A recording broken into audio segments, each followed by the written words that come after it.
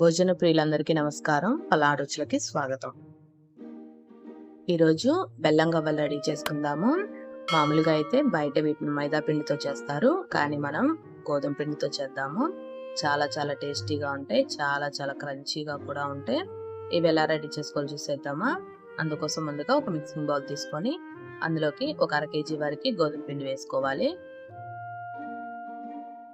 ఇందులోనే ఒక పావు కప్పు వరకు ఉప్మా రవ్వ, ఒక 4-5 యాలకుల్ని మిక్సీ పట్టేసి మెత్తగా వేసుకోవాలి. రుచికి సరిపడా ఉప్పు వేసుకొని ఒక 2-3 టేబుల్ స్పూన్ల నెయ్యిని కొంచెం వేడి చేసుకొని పిండిలో వేసుకోవాలి. ఇప్పుడు పిండి మొత్తాన్ని ఒకసారి కలిపేసుకుందాము.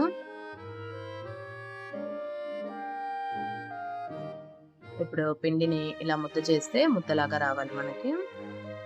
ఇప్పుడు ఇందులోకి కొంచెం నీళ్లు పోసుకుంటూ చపాతీ పిండి కంటే కొంచెం గట్టిగా కలుపుకోవాలి.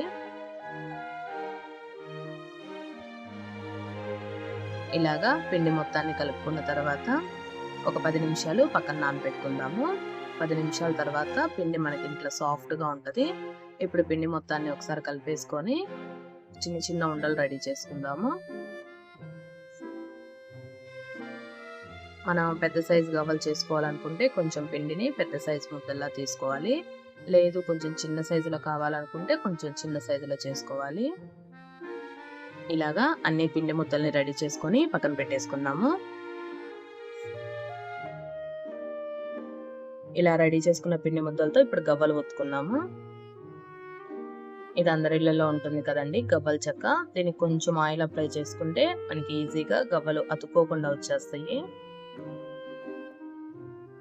ఇప్పుడు వీడియోలో చూపిస్తున్న విధంగా గవ్వలు చేసుకోవాలి. ఇక్కడ నేను కొంచెం పెద్ద సైజులోనే గవ్వలు చేసుకుంటున్నాను. లేదు ఇంత సైజు వద్దనుకుంటే చిన్న సైజులో కూడా గవ్వలు చేసుకోవచ్చు. ఇలాగా అన్ని గవ్వల్ని రెడీ చేసేసుకుందాము. దీంట్లో మనము ఉప్మా రవ్వ వేయడం వల్ల క్రంచీగా వస్తాయండి. లోపల గుల్లగా కూడా వస్తుంది. బయట చేసే వాళ్ళైతే ఎక్కువగా మైదా పిండి వాడతారు.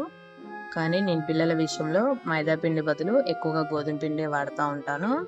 ఎందుకంటే నేను ఒకసారి ఒక బుక్లోనే ఎక్కడో చదివినట్టు గుర్తు, మనం తినే ఆహార పదార్థాల్లో వైట్గా ఉండే ఈ 3 పదార్థాలని తగ్గించుకుంటే హెల్త్కి మంచిదని.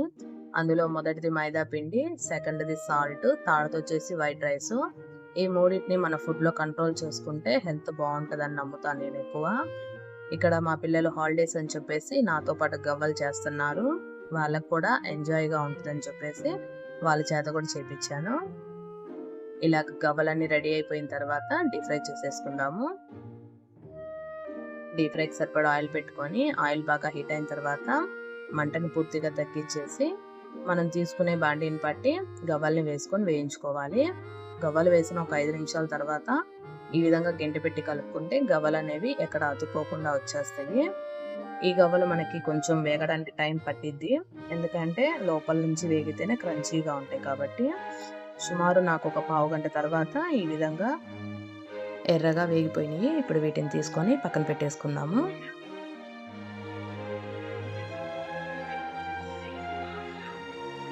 ఇదే విధంగా మిగతా గవ్వల్ని కూడా వేసుకొని వేయించేసుకుందాము. నూనె కూడా ఎక్కువ పీల్చదండి. మనం పిండిని కొంచెం గట్టిగా కలుపుకుంటాం కాబట్టి నూనె కూడా ఎక్కువ లాగదు అసలుకి. ఇలాగా గవ్వలన్నీ వేగిపోయిన తర్వాత వీటిని కూడా తీసేసుకుందాము.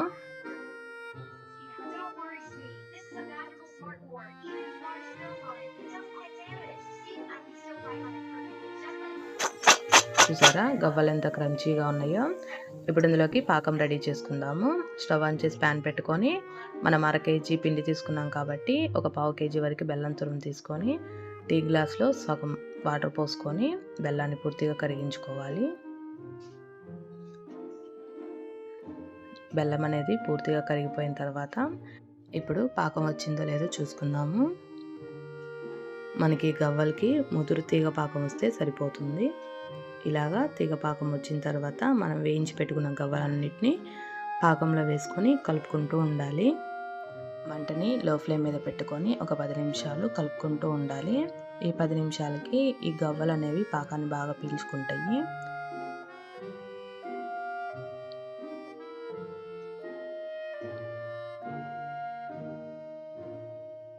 10 నిమిషాల తర్వాత చూసారా పాకం అనేది గట్టిపడిపోతుంది. గవ్వలు అనేవి పూర్తిగా పాకాన్ని పీల్చుకుంటున్నాయి.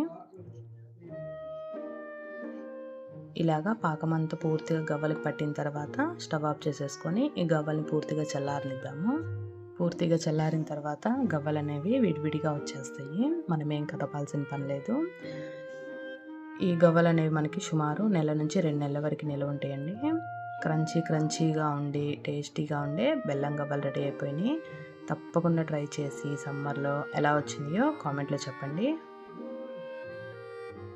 Thanks for watching. కుదిరితే సబ్స్క్రైబ్ చేసుకోండి.